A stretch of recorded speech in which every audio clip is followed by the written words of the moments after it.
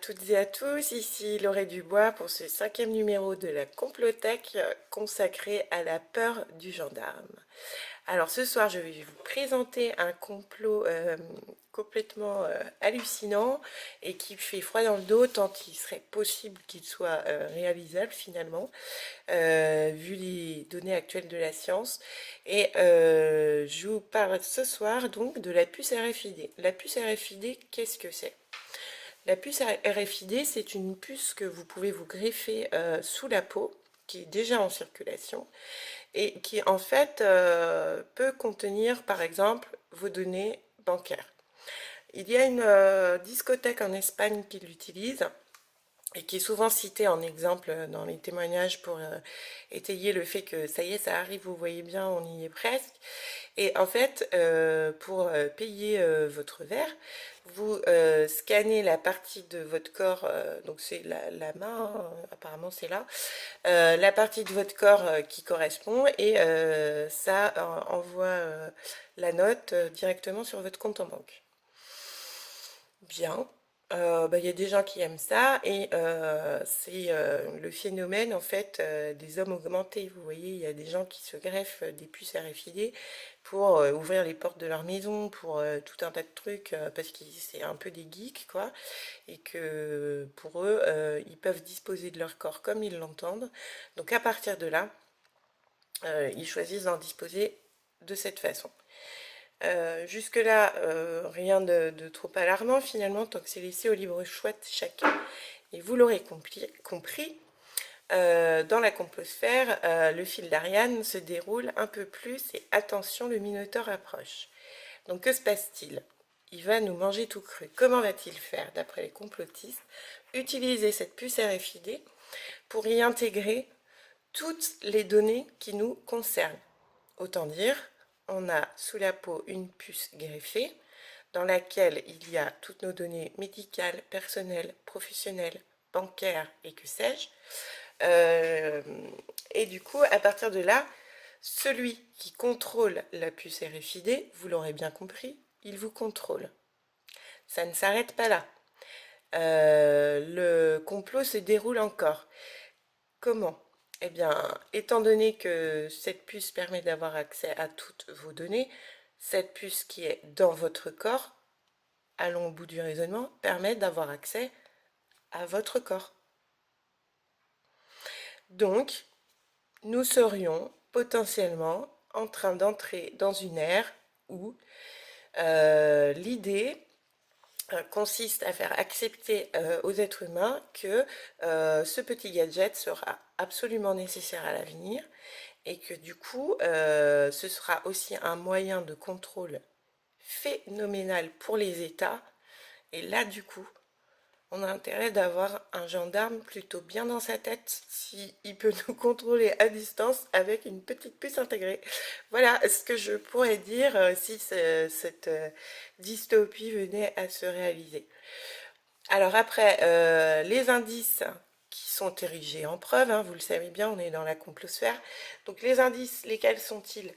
Eh bien, déjà le téléphone portable, qui est censé nous faire intégrer qu'on peut mettre un maximum de données dans un tout petit espace que l'on emmène partout avec nous. Autre indice, le QR code, c'est pareil, nous habituer à scanner pour accéder à de la donnée. Le fait qu'on démonétise tout et qu'on dématérialise tout pour tout mettre sur un portable. Donc finalement, il ne servira plus à rien d'avoir de portable quand la technologie sera suffisamment avancée et que l'homme sera prêt à l'accepter et que du coup, il sera prêt à ce que l'on dispose de son corps humain.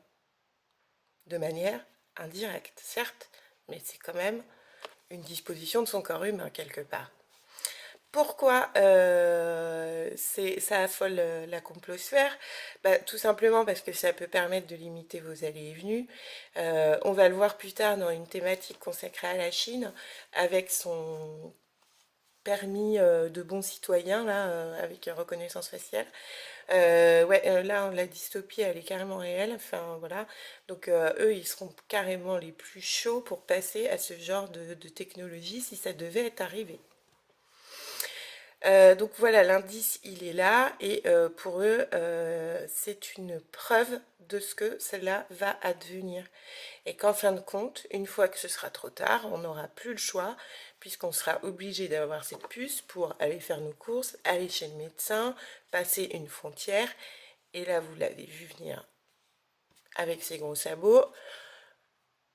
Complot sur complot, le Covid-19 serait en fait un test préparatoire grandeur nature, puisque on a tous été soumis à des restrictions, des obligations vaccinales, des passeports, des justifications QR code scan, enfin vous voyez, tout se mélange.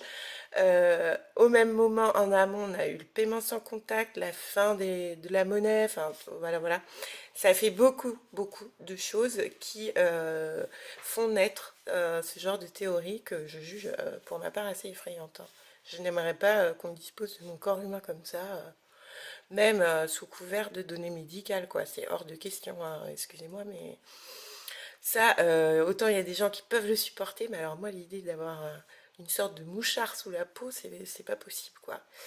Donc voilà, chacun son point de vue, chacun voit midi à sa porte, mais je peux vous dire que moi, je sais quand il est 14 heures. Donc voilà, voilà pour ce fameux complot de la puce RFID. Qu'est-ce qu'on peut en dire par rapport aux avancées de la science? Bah effectivement, hein, la puce RFID et les avancées sur les nanoparticules mettent de l'eau au moulin des complothèques. Et autre chose, les fondations à but scientifique, à but de recherche scientifique tenues par des grands magnats de la finance américains sont particulièrement attentifs à cette question. Autre grand ennemi de la complosphère, la famille Rothschild ou Rockefeller, je ne sais plus laquelle est concernée par la question, mais une de ces grandes familles qui est quand même accusée de financer toujours la mise sous tutelle de l'humanité, puisque de toute façon c'est les plus riches, donc de toute façon, quoi qu'ils fassent, ils se feront taper dessus. Mais du coup,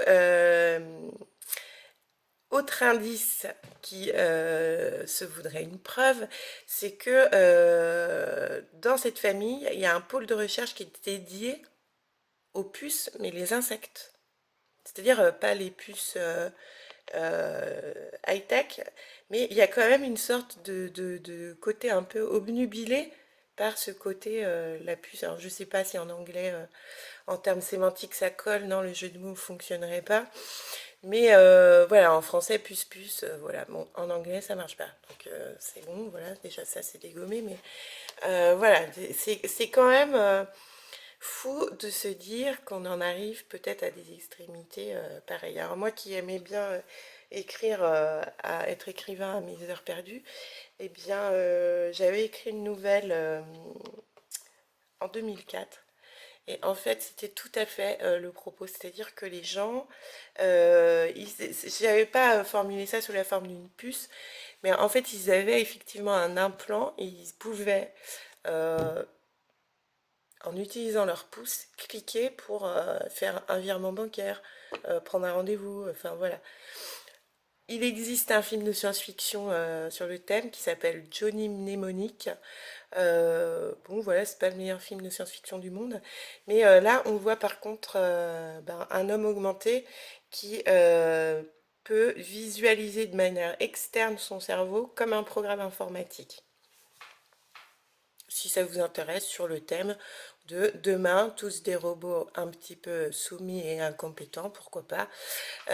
Donc voilà, donc là effectivement, on n'aurait plus trop peur du gendarme que l'on pourrait croiser si on a oublié de mettre sa ceinture au volant. Là, on aurait tout à craindre de quelqu'un qu'on ne voit pas derrière un écran, mais qui lui voit tout sur nous. Voilà, voilà, c'était Laurie Dubois pour la Complotech numéro 5, la puce RFID. À bientôt!